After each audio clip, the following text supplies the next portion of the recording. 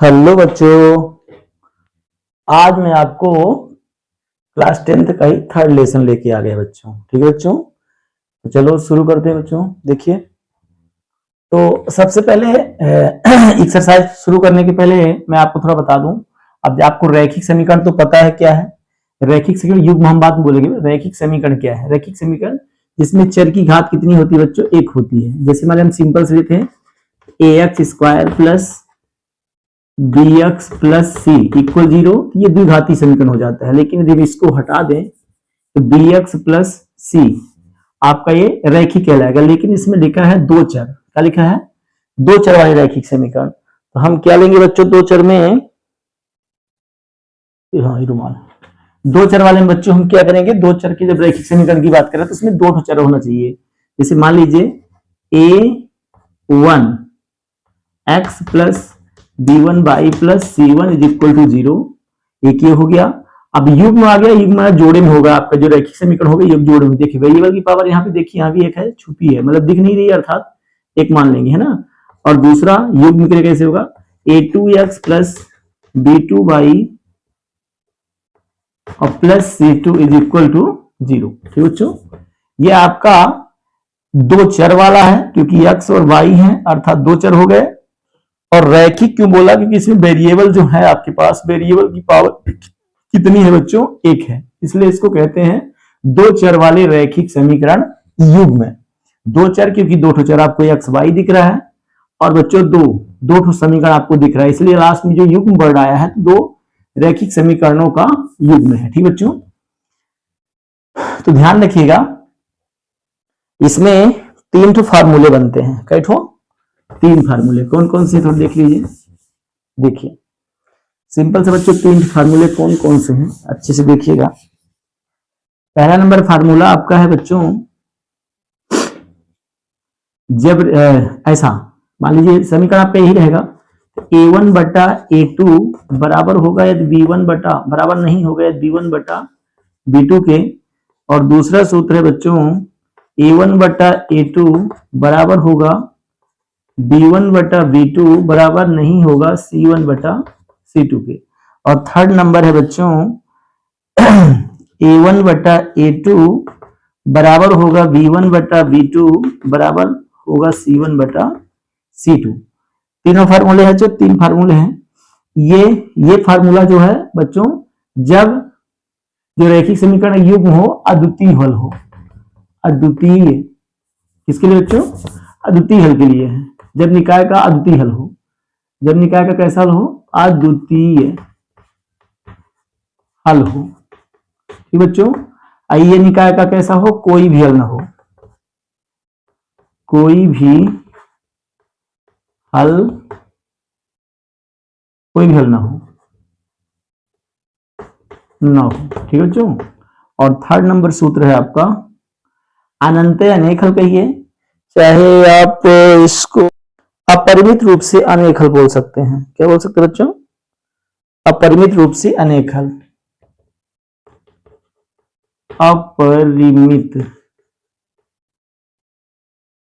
अपरिमित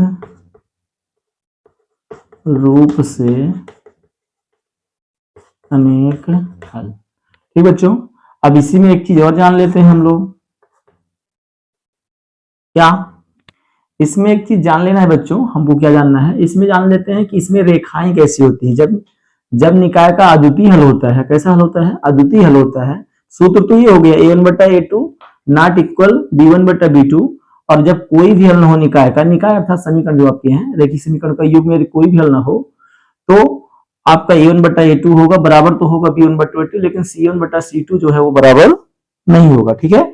और इसमें जब तीनों बराबर होंगे तो अपरिमित रूप से अनेक हल हो गया। अब देखिए इसमें रेखाओं की जब बात आएगी, क्योंकि रेखाओं को ही लेकर इसमें देखिए, अब हम बात क्या करेंगे? दो रेखाएं जब एक दूसरे को प्रतिच्छेद करेंगी, क्या करेंगी? तो जब दो रेखाएं एक दूसरे को किसी बिंदु पर प्रतिच्छेद करेंगी तो अद्वितीय हल वाली कंडीशन होगी। अर्थात ये सूत्र में रेखाएं अद्वितीय एक दूसरे को प्रतिच्छेद करती हैं, किसी एक बिंदु पर प्रतिच्छेद करती हैं। अब कोई भी हल ना हो तो उसमें बच्चों रेखाएं एक दूसरे के समांतर होती हैं। रेखाएं क्या होती है? एक दूसरे के समांतर होती हैं। और बच्चों इस वाले में जब अपरिमित रूप से अनेक हल हो तो उसमें रेखाएं कैसी हो जाती हैं? एक दूसरे के संपाती, एक दूसरे के संपाती मतलब एक दूसरे के ऊपर, एक दूसरे के ऊपर हो जाती हैं। ठीक बच्चों, तो ये तो आपका हो गया थोड़ी सी छोटी जानकारी। ठीक है, लेकिन एक चीज और इसमें जान लीजिए, जब निकाय का अद्वितीय हल होगा, जब निकाय का अद्वितीय हल होगा बच्चों, तो इसमें संगत असंगत भी आपका जो सेकंड नंबर क्वेश्चन हम आपको बताएंगे। फर्स्ट नंबर ग्राफ ही भी बोले, जितने ग्राफ वाले सवाल हैं अभी फिलहाल नहीं बताएंगे, आपको ग्राफ की हमारे पास व्यवस्था बनेगी तो हम करवाएंगे। ठीक है, अभी फिलहाल हम सेकंड नंबर क्वेश्चन कराएंगे। फिर बच्चों इसमें संगत और असंगत पूछ देता है। जब निकाय का कौन सा हल होगा आपका, ये वाला अद्वितीय हल होगा, तो इसमें संगत हल होगा। क्या होगा? संगत हल। मतलब हम निकालेंगे बच्चों समीकरण से a1 b1 c1 का मान निकालेंगे, तो a1 बटा a2 बराबर नहीं होगा b1 बटे b2 के, तो हम उस हल को संगत हल कह देंगे। ठीक है ना, लेकिन बच्चों इस वाले घर में आपका असंगत होता है, असंगत, असंगत। ठीक बच्चों, असंगत हल कौन सा बच्चों? असंगत हल होगा आपका इस, जब कोई भी हल ना हो, अर्थात सूत्र a1 बटा a2 हो बराबर ना हो b1 बराबर हो b1 बटा b2 बराबर ना हो c1 बटा c2 के। लेकिन इसमें बच्चों, इसमें भी असंगत होता है, लेकिन इसको आश्रित भी कहते हैं, तो सॉरी इसको भी संगत कहते हैं। क्या कहते हैं बच्चों? संगत। दिख रहा है नीचे क्या? हाँ, इसको बच्चों हम क्या है दूसरे नाम से भी जानते हैं, आश्रित। इसको संगत भी कहेंगे और आश्रित के भी नाम से जाना जाता है। तो एग्जेक्टिव पूछा जा सकता है, आश्रित। इस निकाय का कौन सा होगा जब तीनों बराबर होंगे, तो आश्रित, या उसी को बच्चों हम क्या नाम देते हैं, संगत हल होगा। ठीक है ना, आश्रित या संगत। ठीक, तो इससे बच्चों एक नंबर का एग्जेक्टिव तो श्योर है, 100% श्योर है, कहीं से जैसे घुमाए। फिर से एक बार सुन लीजिए, कोई दिक्कत नहीं, फिर सवाल में चलते हैं, सवाल सरल है, कोई दिक्कत नहीं, पहले इसको जानना जरूरी। तीन फार्मूले हैं आपके, a1 बटा a2 बराबर नॉट इक्वल मतलब हो b1 बटा b2 के, तो उसमें निकाय का जो हल होगा उसको किस नाम से जानेंगे? अद्वितीय हल के नाम से। और उसका जो हल होगा तो हम किस हल से नाम, किस हल के रूप में कहेंगे? संगत हल भी कहेंगे। पूछेगा संगत असंगत पूछता है, और रेखाएं कैसी होगी? एक दूसरे को प्रतिच्छेद करेंगी, एक दूसरे को, जैसे पूछ लेता है कि रेखाएं एक दूसरे को प्रतिच्छेद करती हैं किस हल में, तो आपका जब निकाय का अद्वितीय हल हो या सूत्र पूछेगा तो ये वाला रखेंगे। ठीक है, जब रेखाएं समांतर होंगी तो कौन सूत्र काम करेगा? ये वाला, last c1 c2 not equal होता है। और उसकी बात करें कोई भी हल ना हो तब, और उसमें कोई भी ना हल हो, इसमें ध्यान रखिएगा, असंगत इसमें बस होता है। किसमें? असंगत, कोई भी हल ना हो उसमें होता है, कोई भी हल ना हो उसको असंगत कहेंगे, है ना। संगत सही में जब हल ही नहीं होगा तो असंगत होगा, है ना। इसलिए आप ध्यान रखने के लिए ऐसे भी ध्यान रखेंगे कि जब कोई भी हल ना हो, अर्थात कोई इसका हल ही नहीं है, तो फिर उसको हम संगत कहां से कहेंगे ना। जैसे मान लो किसी के पास कोई गुणवान है ही नहीं है, उस पर कुछ कोई काम का नहीं है, तो उसको थोड़ी आप रखोगे अपने पास, बिल्कुल नहीं, है ना। चलिए फिर बच्चों बात आती है अपरिमित रूप से नेक हल। इसमें रेखाएं एक दूसरे के संपाती होती है, संपाती समझ रहे हैं? संपाती ऐसे, ये हाथ है इसके ऊपर, इसको संपाती कहेंगे। ठीक है, चलिए अब ये तो मान लो छोटी छोटी जानकारियां थी, इसको थोड़ा ध्यान सुनिएगा, ठीक है ना, ध्यान रखिएगा। स्क्रीनशॉट ले लीजिए बच्चों, फिर चलते हैं हम सवाल की ओर। चलिए शुरू करें, ठीक है।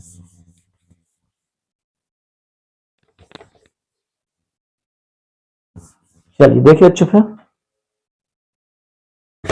अब आता है आपका सवाल नंबर 2। क्वेश्चन नंबर 1 नहीं करवा रहा हूं बच्चों को, पहले बता दिया आपका कि मतलब एक ग्राफी विधि वाले सवाल अभी फिलहाल नहीं कराएंगे आपको, है ना, करवा देंगे, कोई दिक्कत नहीं। सबसे पहले देखिए एकदम सिंपल सवाल है, कितना सिंपल से है, देखिए क्या कह रहा है। अब इसके सवालों को थोड़ा लिखना पड़ेगा, है ना। क्या बोला इसमें? बोल रहे बच्चों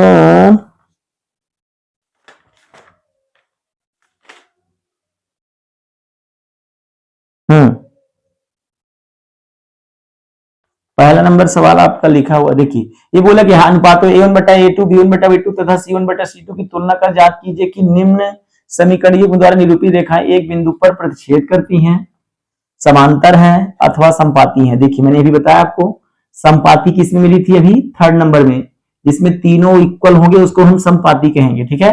और प्रतिच्छेद किसमें करती थी? सबसे ऊपर वाले में। और समांतर किसमें थी बच्चों? सेकंड नंबर वाले में, ठीक है।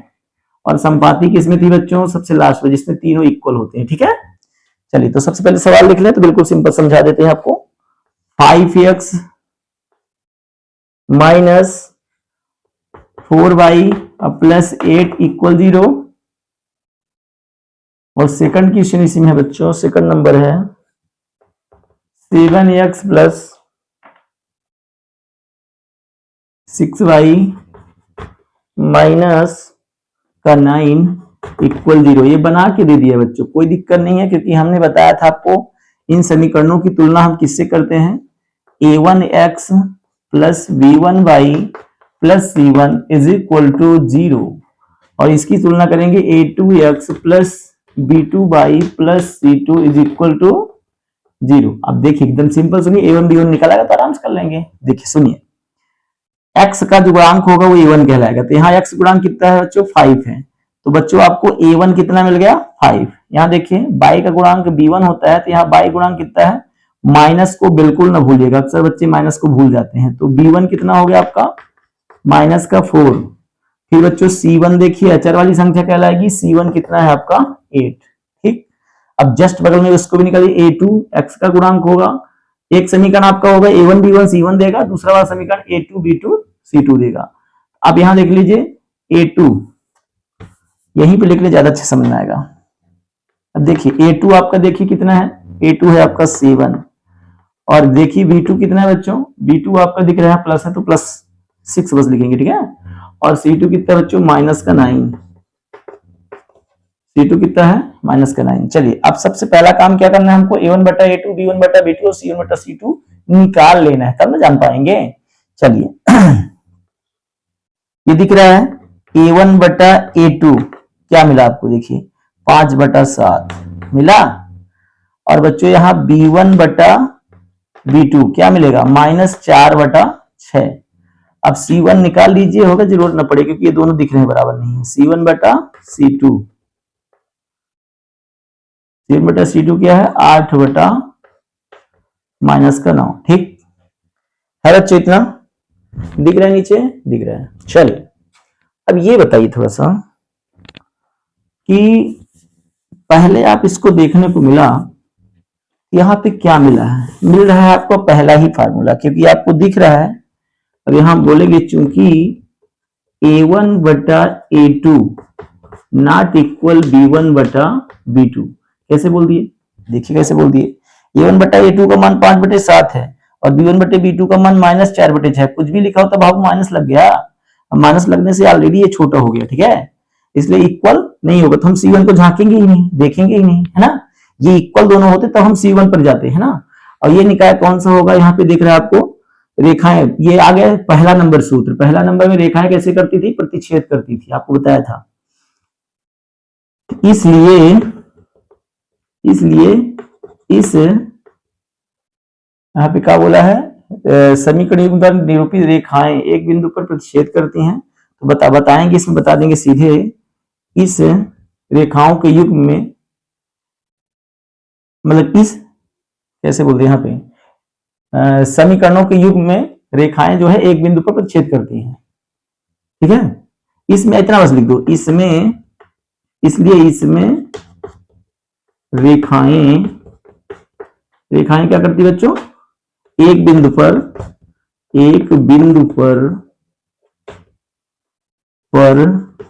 पहला सूत्र इसलिए प्रतिच्छेद करती हैं,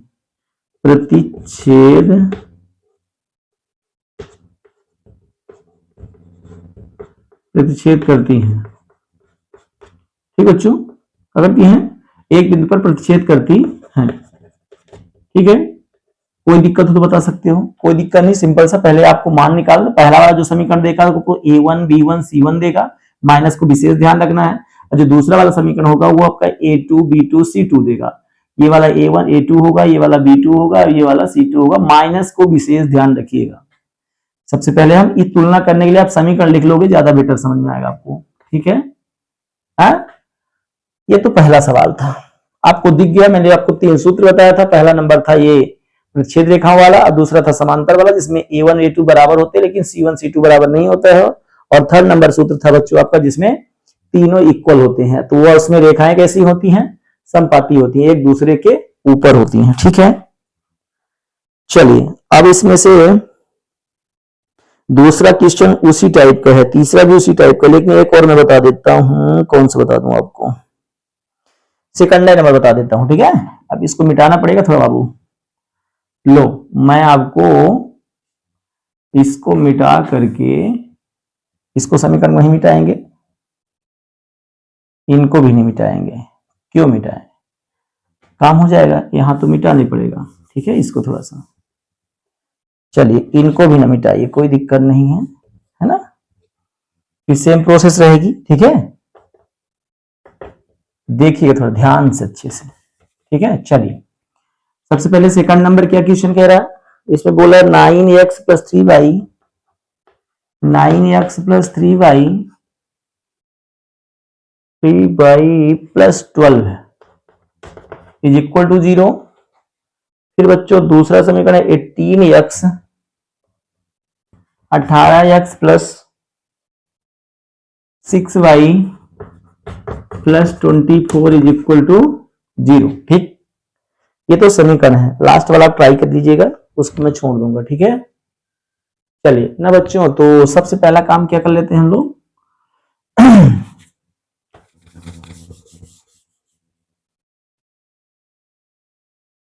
चलिए के रुमाल से छूट नहीं रहा मुझे, ठीक। देखिए तो बच्चों हमारी कोशिश है ना, चलिए देखिए, तो सबसे पहले देखिए ये वाला a1 x गुणांक a1, तो a1 का मान कितना मिल गया 9, b1 का मान कितना मिल गया 3, और c1 कितना मिल गया आपको 12। फिर बच्चों a2 वाला यहां होगा, a2 आपका कितना मिल गया 18, और b2 आपको कितना मिल गया बच्चों 6, और c2 आपको कितना मिल गया बच्चों 24। मतलब पहला वाला समीकरण a1 b1 c1 देगा, a1 b1 c1, और जो दूसरा वाला समीकरण होगा आपका a2 b2 c2, a2 b2 c2, ठीक बच्चों। अब यहां देख लीजिए, तो 9 बट्टा क्या हो जाएगा 18, बच्चों 9 एकम 9 दूनी, क्या मिल गया आपको 1/2, ठीक है। क्या मिलेगा, कट गया ना।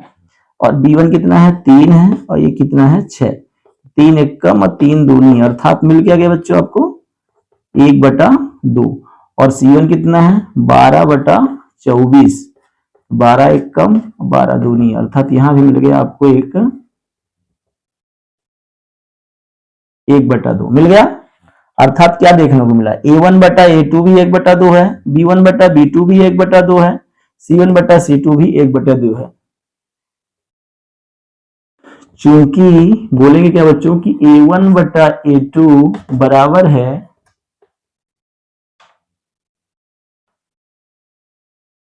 b1/b2 के बराबर है c1/c2 के बराबर कितना आया है 1/2, तीनों का मान 1/2 है। जब ऐसा है बच्चों, तो इसमें रेखाएं कैसी होंगी, एक बिंदु, इसमें रेखाएं एक बिंदु पर, इसमें रेखाएं एक बिंदु नहीं लिखेंगे बच्चों, इसमें रेखाएं क्या होंगी बच्चों समांतर होंगी। कैसी होंगी, इसमें रेखाएं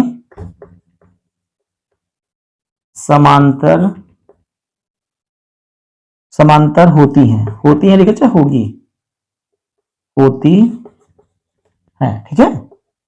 समांतर क्यों बोले बच्चों, क्योंकि तीनों, अरे सॉरी बच्चों, समांतर नहीं, इसमें रेखाएं कैसी होती बच्चों, इसमें रेखाएं होती हैं आपकी, इसमें रेखा समपाती होती हैं। क्या होती हैं, समपाती। ये थर्ड नंबर बच्चों गड़बड़ हो गया था, समपाती होती हैं, ठीक है। ऐसा सॉरी गलती हो गया बच्चों। चलिए इसमें रेखा क्या होती है समपाती होती है, थर्ड नंबर क्योंकि तीनों इक्वल होते हैं, ठीक है। पहला नंबर इसका छोड़ देते बच्चों आपके लिए। लेकिन बच्चों इसका सेम टू सेम आपका जो क्वेश्चन नंबर अगला है वो थर्ड नंबर क्या कह रहा है, थोड़ा सुन लीजिए। वो यही सवाल कह रहा है कि अनुपात इतने इतने की तुलना कर जांच कीजिए कि निम्न समीकरणों के युग्म जो है वो कौन कौन सी समीकरण संगत है और कौन कौन सा असंगत है। तो संगत के लिए मैंने बताया सेम प्रोसेस है बच्चों, समीकरण का मान निकालना है, a1 b1 c1 निकालना है। जब आप निकालेंगे, जैसे यहाँ पे देखिए, चूंकि आपने बोला कि a1/a2 b1/b2 c1/c2, बराबर सेम है। असेम होने की दशा मैंने आपको सूत्र बताया था इसके पहले कि पहला वाला जो सूत्र था उसमें संगत होता है और जो दूसरा वाला सूत्र होता है वो असंगत का होता है। और तीसरा नंबर जो सूत्र था बच्चों उसमें क्या था आपका, जिसमें तीनों इक्वल होते हैं, तीसरे नंबर का है। इसमें रेखाएं संपाती होती हैं लेकिन साथ में ये क्या होता है इसका संगत, ये भी संगत हल होता है। क्या होता है? संगत होता है। तो ऐसे ट्राई करिए, नहीं तो हम बता देंगे, कोई दिक्कत नहीं है बच्चों। जैसे इसमें देखिए संपाति तो बता दिया हमने, ये सेम प्रोसेस है यही सवाल की। यहां आके इसको चेंज कर लेंगे। क्या चेंज करेंगे? इसमें जहां पे संपाति आप बता रहे हो वहां पे बोल देंगे इस ये जो रेखाओं का युग्म है वो कैसा है, उसका हल कैसा है, संगत है कि असंगत है। तो ये कैसा है? ये संगत है। कैसा है? संगत है। इसमें लगाने की प्रोसेस सेम यही है थर्ड नंबर के सवाल की। किस नंबर की? थर्ड नंबर की। नहीं बनता सेकंड नंबर से आप थर्ड नंबर को देख लीजिएगा, नहीं तो हमको बताइएगा। ठीक बच्चों, चलिए थर्ड नंबर देख ही लेते हैं बच्चों, है ना। थर्ड नंबर सवाल में क्या कह रहा है? अनुपात A1 बटा A2 B1 बटा B2 C1 बटा C2 की तुलना कर जांच कीजिए कि निम्न समीकरण के युग्म संगत है अथवा असंगत ही आपको चेक करना है। मैंने आपको सूत्र बता चुका हूं बच्चों, फिर से एक बार उसको थोड़ा रिवाइड कर लेंगे, है ना। और नहीं तो हम एक बार फिर से बता दे रहे हैं जल्दी से, ठीक है।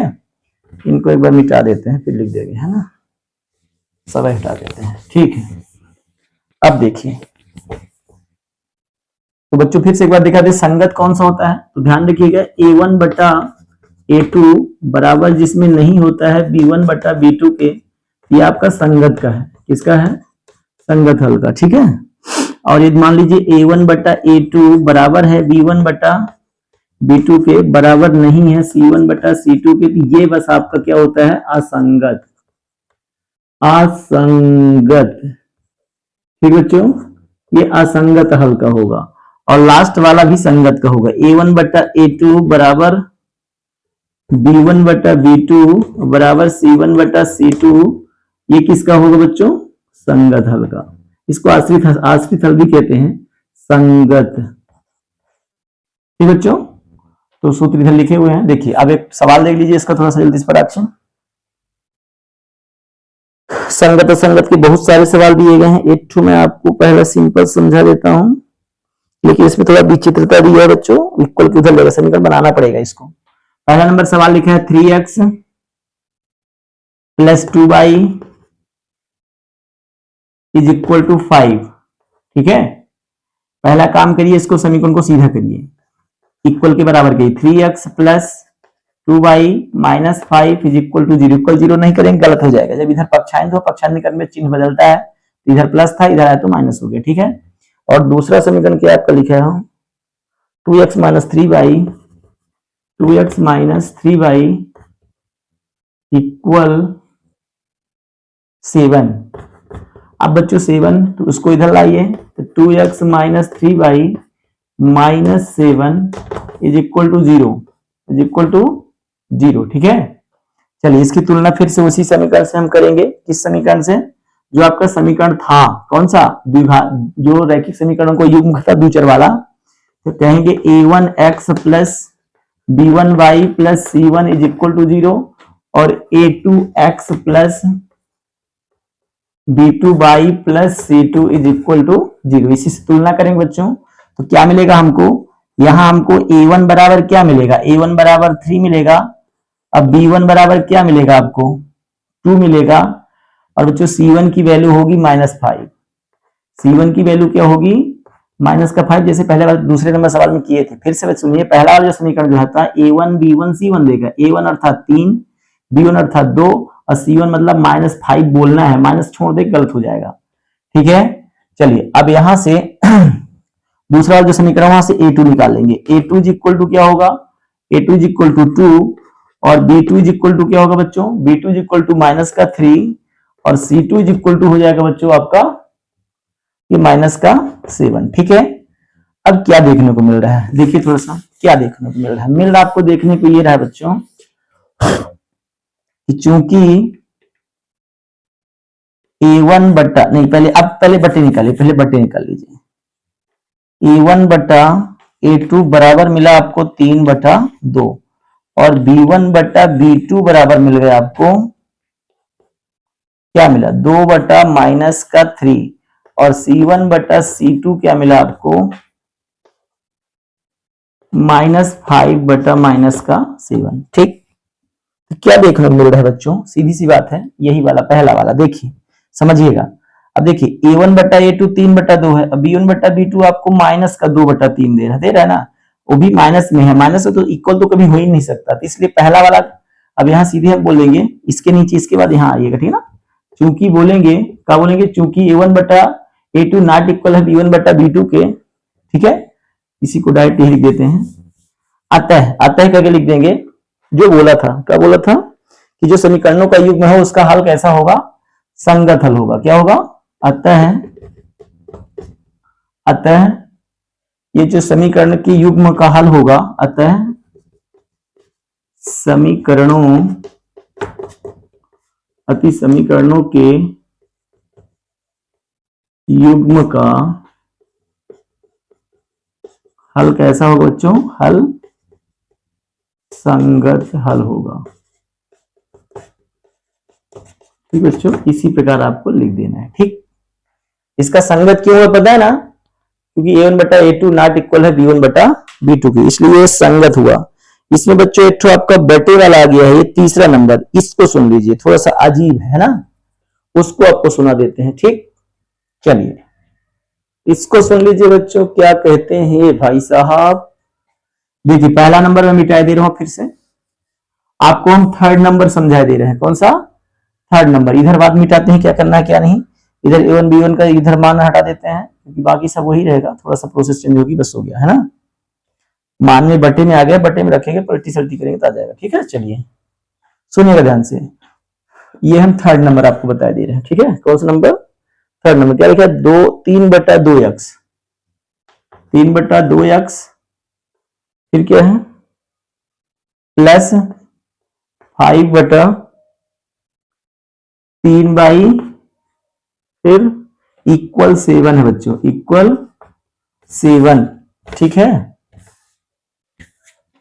फिर इसको बनाइए पहले, अभी इक्वल इधर लाइए पहले उसको, 3/2x प्लस हो जाएगा 5/3 इज इक्वल टू 0।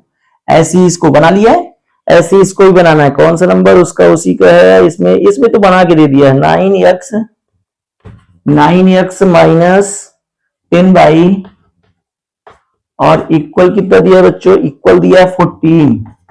इधर बस लाइए इसको, 9x -10 -14 इज इक्वल टू 0। चलिए सेम प्रोसेस है, तुलना करेंगे और निकाल लेंगे। ठीक है, चलिए बच्चों तुलना बस करना है आपको, क्या करना है, फिर दिखाते हैं इधर कौन सा समीकरण मिलता है, क्या मिलता है। ठीक है, चलिए देखिए थोड़ा सा। अब बच्चों A1 की वैल्यू कितनी है, 3/2, 3/2। B1 की वैल्यू कितनी है, ये 5/3, 5/3। और C1 की वैल्यू कितनी है बच्चों, -7। ठीक है, अब देखिए A2 आपका ये दूसरा वाला समीकरण देखा है, A2 की वैल्यू कितनी है 9, और इसकी वैल्यू कितनी है बच्चों -10, और इसकी वैल्यू C2 की वैल्यू कितनी है, अचर वाला आपका -14। ठीक है, चलिए अब आपको सुनाते हैं। मान रखिए बटे में 3/2 बटे में आपका 9 आएगा। सुनिएगा अच्छे से ध्यान से, पहले हमने A1 का मान रखा ऊपर, ये जो बटे था आपका तिरछा बटे कर लिया, आइए 9 के बटे सुविधा बटे 1 कर लेते हैं। ठीक है, हम आपको समझाते हैं, परेशान न होइएगा। B1 की वैल्यू वैसे रखो 5/3, ये बटे जो -10 है इसको यहां रख लो। ठीक है, ये माइनस भाई साहब दे दिए, 3 की तो कहानी खत्म ही हो गई। यहां देखिए, और यहां हो जाएगा -7/-14, तो माइनस से माइनस मान लीजिए कट भी जाएगा, 7 1 जा 7 2 जा हो जाएगा, तो 1/2 आ जाएगा। लेकिन देखिए एक बात बताएं बच्चों मजे की, क्योंकि ये प्लस में है और ये माइनस में है, तो पहली बात तो ये गलत हो गया, ये प्लस में है और ये माइनस में है, तो आपका यही सेम टू सेम हो जाएगा, क्योंकि A1/A2 नॉट इक्वल B1/B2, अर्थात समीकरण का निकाय का जो समीकरणों के निकाय के युग्म का हल होगा वो कैसा होगा, संगत होगा बच्चों। क्या होगा, कोई चेंजेस नहीं हुआ। यहाँ आपको मान लीजिए हल करना है तो आप हल करके दिखा सकते हो, दिक्कत नहीं है। देखो 3/2 गुणते करेंगे तो ये 1/9 हो जाएगा। क्या हो जाएगा,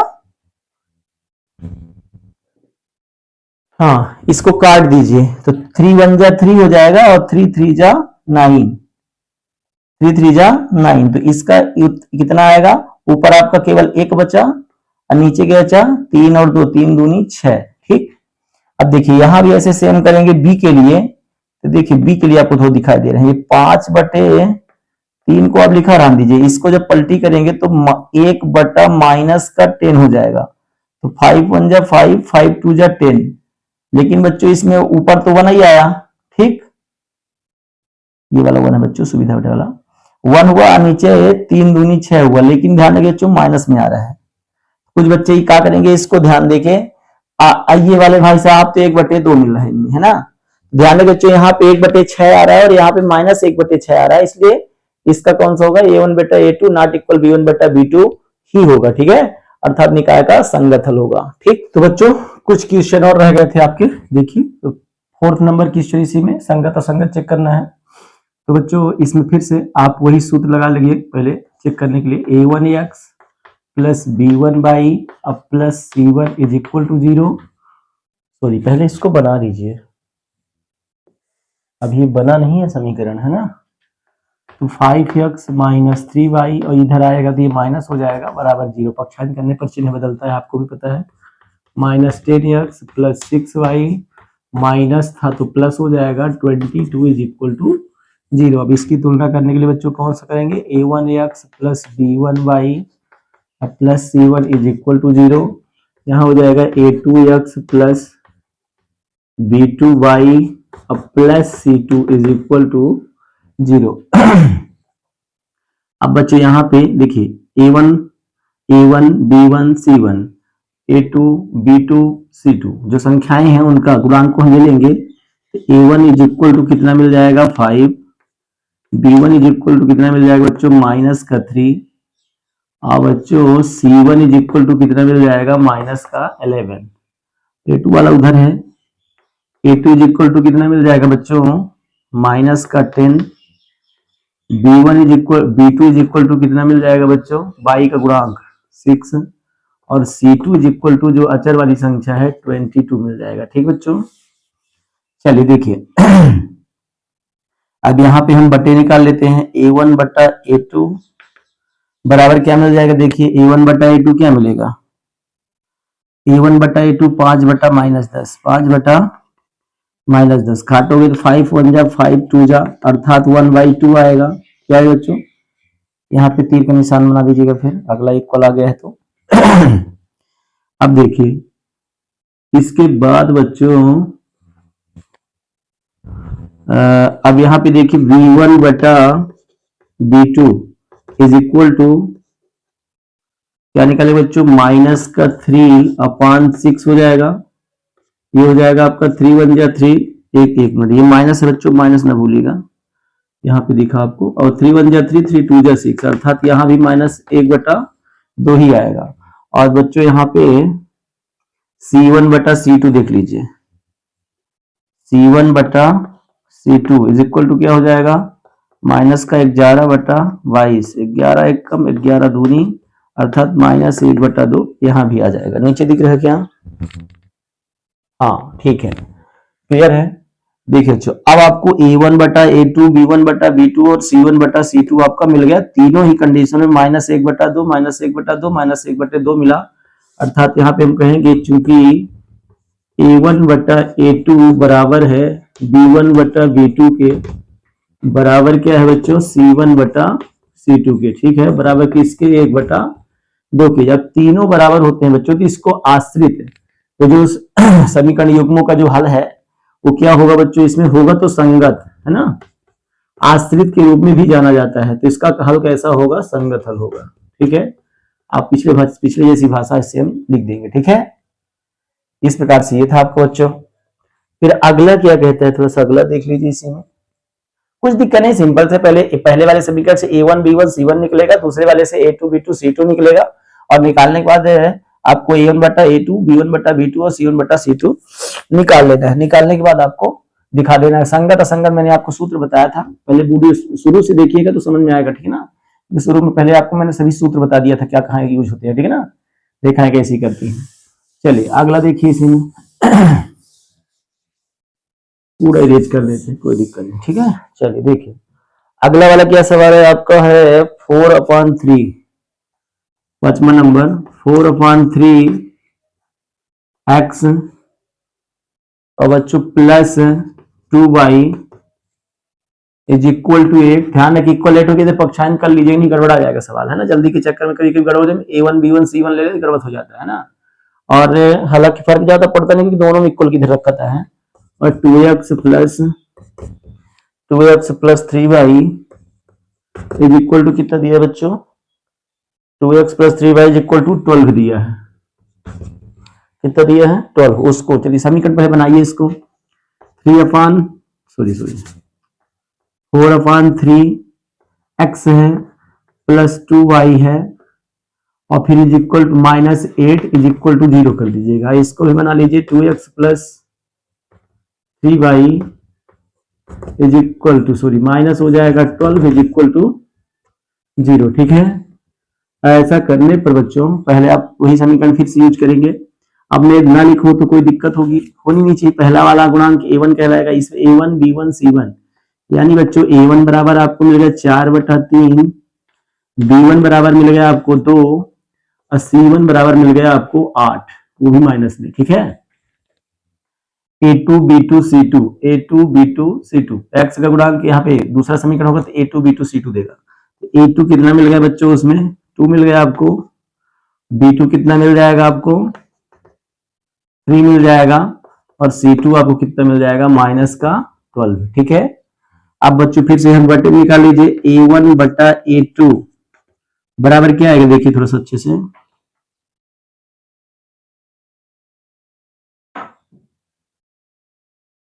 4/3। अब बटे ऐसे कर लीजिए क्योंकि बटे 2 लगा रहे हैं, सुविधा बटे 1 ले लीजिएगा, गलती नहीं होगी। ठीक है ना। और इसमें B1, अच्छा इसको थोड़ा पहले हल कर लीजिए यहीं पे, देखिए ये 4 बटा, आगे हम क्यों उसको दिखा देंगे, ठीक रहेगा। हाँ, पहले इसको 4/3 आप लिख लीजिए, लिख दिए, और इसको इंटू में जब तोड़ेंगे तो संख्या पलट जाएगी, 1/2 हो जाएगा, 2 से कट गया ये, 2 दूनी 4 ना बच्चों। ऊपर बचा क्या आपके पास, ऊपर बचा आपका 2, ऊपर बचा 2 1 जा 2 और नीचे केवल आपका बचा क्या 3 1 जा 3। ये आपका A1 बटा A2 कितना मिला 2/3।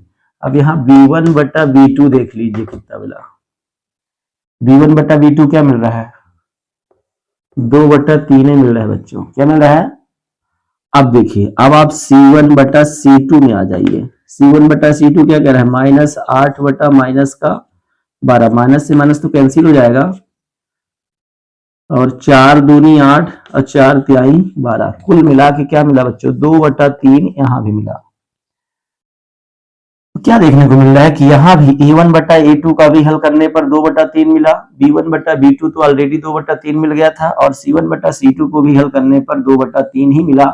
तो चूंकि करके हम क्या लिखेंगे बच्चों, बता देंगे कि चूंकि A1 बटा A2 बराबर है B1 बटा B2 के, बराबर है C1 बटा C2 के, बराबर है 2/3 के। यदि ऐसा है बच्चों तो ये है आपका तीसरा नंबर का सूत्र, जिसमें बताया था निकाय क्या है, इसका भी संगत हल होगा, जैसे पिछला वाला था चौथा नंबर, इसका भी संगत हल होगा। ठीक बच्चों, ऐसा सेम लिखना है उसी प्रकार से। तो बच्चों ये पास था आपका थर्ड नंबर सवाल। ठीक है, फोर्थ नंबर बच्चों आपका ग्राफ ही बोल रहा है, फोर्थ नंबर हम छोड़ देते हैं, फिर हम आ जाते हैं बच्चों चौथे नंबर सवाल में। चौथा ही उसमें बोल रहे हैं, चौथा रान देते हैं हम आपको, हम समझा देते हैं 5वां नंबर। कौन सा नंबर, 5वां नंबर बच्चों। 5वां नंबर कुछ सवाल बोल रहा है, उसको किया जा सकता है, ऐसा नहीं है, इसे हल करने का ग्राफिंग विषय है, लेकिन बोला उसमें कुछ नहीं है तो उसको बोल सकता है आपका, है ना। चलिए, तो उसमें क्या बोला है, उसमें देखिए थोड़ा सा ध्यान सुनिए कि एक आयताकार वाग है, क्या है, एक आयताकार बच्चों वाग है, ध्यान सुनिएगा कोई दिक्कत नहीं है। एक आयताकार वाग है जिसकी चौड़ाई, जिसकी लंबाई जो है बच्चों चौड़ाई से 4 मीटर अधिक है। ये जो लंबाई है आपकी चौड़ाई से 4 मीटर अधिक है। यदि मैं मान लीजिए कि मैं इसको यदि x मान लूं क्या मान लूं, इसको यदि x मान लूं, इसको मान लीजिए y मान लीजिए, जैसा इच्छा हो, कोई दिक्कत नहीं है। ठीक है, तो और नहीं तो ऐसे ही बना सकते हैं, पर 2 चर वाला बोले तो इसलिए एक्स वाई ले लीजिए, कोई दिक्कत नहीं, ठीक है ना। फिर देखिए क्या बोला है, 4 अधिक पद। फिर अब परिमाप दे रहा है बच्चों, अर्ध परिमाप दे रहा है, अर्ध परिमाप। अर्ध परिमाप बताता हूं क्या होता है। परिमाप होती है सूत्र बच्चों 2 इंटू आयत की परिमाप जो होती है वो 2 इंटू लेंथ प्लस ब्रेथ होती है, ठीक है। लेकिन अर्ध परिमाप, अर्ध का मतलब होता है आधा, 2 से भाग लगाएंगे किसी भी संख्या का आधा करना हो तो अर्ध परिमाप हो जाएगी आपको लेंथ प्लस ब्रेथ, चौड़ाई प्लस लंबाई प्लस चौड़ाई। ये मिल गई आपकी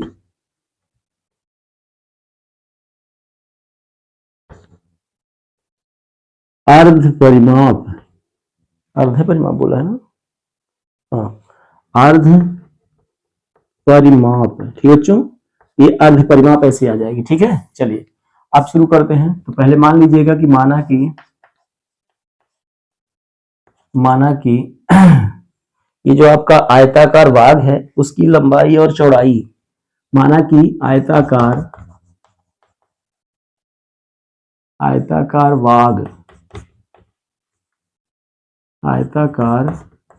वाग की लंबाई x, इसमें ऐसे कर लीजिएगा, चाहे इसको x मान लीजिए, इसको y कर लीजिए, x तथा चौड़ाई y है, ठीक है। तब प्रश्नानुसार कर लीजिएगा, तब प्रश्नानुसार चलिए तो अब बच्चों ध्यान रखिएगा, इसमें जो लंबाई है आपकी, लंबाई जो है वो चौड़ाई से ध्यान रखिएगा, लंबाई जो है, लंबाई आपकी x है, तो जो लंबाई है वो चौड़ाई से 4 अधिक है, यानी y प्लस 4 है। अर्थात हम कहें तो x की वैल्यू कितनी है, x की वैल्यू है y प्लस 4। लंबाई x मान लिए आप, तो जो चौड़ाई है वो y प्लस 4 के बराबर है, लंबाई जो है। अब चलिए अर्ध परिमाप आपको दे रहा है, अर्ध परिमाप कितना दे रहा है बच्चों, इसको थोड़ा ध्यान रखिए, समीकरण नंबर 1 बना देते हैं। अर्ध परिमाप आपको दे रहा है, अर्ध परिमाप आपको दे रहा है बच्चों 36, ठीक बच्चों। अब अर्ध परिमाप 36 क्या दिया है तो देख लीजिए मीटर में है, ठीक है ना, कोई दिक्कत नहीं। अब अर्ध परिमाप का सूत्र मैंने बताया क्या होता है, लेंथ प्लस ब्रेथ, वही लंबाई अधन चौड़ाई बराबर कितना है आपका 36, ठीक है। अब ये बताइए लंबाई आपकी x है और जो बच्चों आपकी चौड़ाई है वो क्या है, y है, ठीक है ना, बराबर आपका 36 है। अब देखिए आप चाहे x के स्थान पर, तो x की वैल्यू आपको मिल गई है, तो x के स्थान पर हम क्या रखेंगे, y प्लस 4 रखेंगे। अब प्लस y आपका पहले से है 36, फिर से एक बार सुन लीजिए, लंबाई प्लस चौड़ाई अर्ध परिमाप कहलाएगा। देखिए लेंथ प्लस ब्रेथ है ना, तो बच्चों हमने लंबाई को x माना था x रख दिया, चौड़ाई को y माना y रख दिया, बराबर 36 ऑलरेडी था। अब यहाँ पे आपको x का मान यहां से रख लेना है, समीकरण 1 से, यहां बोल दीजिएगा समीकरण 1 से, ठीक है। अब बच्चों जब बोल देंगे तो देखिए क्या होगा, y और y जो हो जाएगा कितना हो जाएगा आपका, देखिए 2y हो जाएगा। अब प्लस 4 इज इक्वल टू 36, ठीक है। अब थोड़ा सुनिए उधर, इसको हटाना पड़ेगा, देखिए अब इसको 4 को उधर पक्षायन कर दीजिए, दिख रहा है ना, हाँ 4 को उधर पक्षायन करेंगे तो क्या हो जाएगा आपका, देखिए इधर 2y है आपका, इज इक्वल टू करेंगे तो 36 माइनस कितना हो जाएगा 4, चिन्ह पक्षायन करने पर चिन्ह बदलेगा बच्चों ना, प्लस था तो माइनस हो गया। अब 2y इज इक्वल टू 36 में 4 घटा देंगे तो कितना हो जाएगा 32, और y बराबर निकालेंगे तो 32 बटा कितना हो जाएगा 2, इंटू वाली संख्या बटे में चली गई, 16 दूनी 32 होता है, तो y की वैल्यू कितनी मिल गई 16। और जब बच्चों x निकालेंगे समीकरण में y का मान रखेंगे तो 4 अधिक थी, x इज इक्वल टू हो जाएगा आपका y कितना आया आपका 16 प्लस 4, 16 4 कितना हो जाएगा 20, मतलब अतः करके लिखना चाहें तो क्या लिखेंगे बच्चों, अतः करके लिखना चाहे तो लंबाई, अतः आयताकार भाग की लंबाई कितनी मिली बच्चों, लंबाई मिली आपकी 20 मीटर और चौड़ाई कितनी मिल गई बच्चों, चौड़ाई मिल गई आपकी 16 मीटर। उसने कहा भी था कि लंबाई जो है चौड़ाई से 4 मीटर अधिक है। देखिए दिख भी रहा है 16 4 20 हो रहा है बच्चों। इस प्रकार से यह था आपका कौन सा नंबर बच्चों सवाल, ये था आपका 5वां नंबर सवाल। चौथा ग्राफ बोला है, ग्राफ को भी छोड़ दिया ग्राफ वाले सवालों को, ठीक है। अब अगला सवाल जो आपका 6वां दिखा रहा है, 6वां आपको प्रतिच्छेदी रेखाएं दिखा रहा है। प्रतिच्छेदी रेखाओं के लिए क्या लाना है आपको, जैसे कोई भी समीकरण दिया है आपको, जैसे मान लीजिए समीकरण इसमें दे दिया है, तो क्या दिया है 2x + 3y - 8 is equal to 0। पहली बात बता दे बच्चों, इसके लिए तो बहुत सारे समीकरण होंगे, आप अपने मन से बना सकते हो। देखो जैसे मान लीजिए पहला नंबर प्रतिच्छेदी के लिए कह रहा है, आप यहाँ कुछ भी बदल दीजिए। प्रतिच्छेदी के लिए सूत्र क्या चाहिए, a1 बटा a2 बराबर ना हो b1 बटा b2 के, ठीक। ये स्थिति कब मिलेगी, जब आपकी ये बराबर ना होगी a1 बटे, तो यहाँ पे दूसरा समीकरण अपने मन से बता दीजिए।